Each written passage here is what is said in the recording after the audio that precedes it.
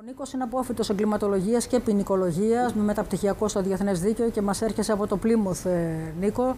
Χαίρομαι που στην παρέα μας, έτσι, πήρες μια εικόνα. Ευχαριστώ πάρα πολύ για την πρόσκληση. Να είσαι καλά. Σε αυτό που είπαν οι προηγούμενοι, θα ήθελα να τονίσω ότι όλα είναι θέμα παιδείας. Ένας πρώην Βρετανός πρωθυπουργός είχε πει το εξής: If you ask me 3 priorities for a government, δηλαδή αν με ρωτήσετε 3 προτεραιότητες για μια κυβέρνηση, θα σας απαντήσω education, education, education. Δηλαδή εκπαίδευση, εκπαίδευση, εκπαίδευση.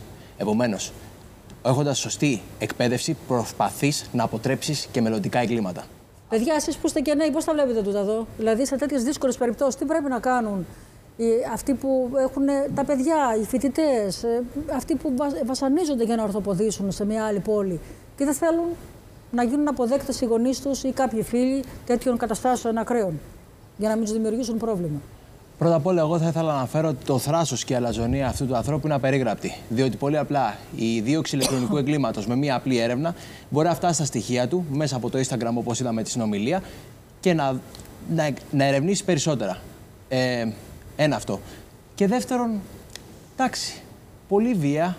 Δεν μπορώ να καταλάβω το λόγο και το κίνητρο αυτού του παιδιού. Δηλαδή, γιατί τον απειλείς με αυτόν τον τρόπο, τι σου έχει κάνει πια? Δηλαδή, εκεί έχουμε φτάσει, σε αυτό το σημείο. Γι' αυτό λέμε για μια άγρια κοινωνία, παιδί μου.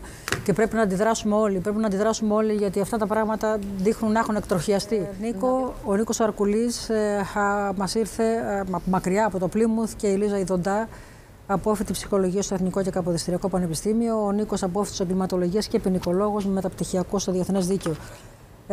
Σε υποθέσεις άγριες, εσύ μαθημένος διαφορετικά, έτσι, μας τα έλεγες, ρωτούσες.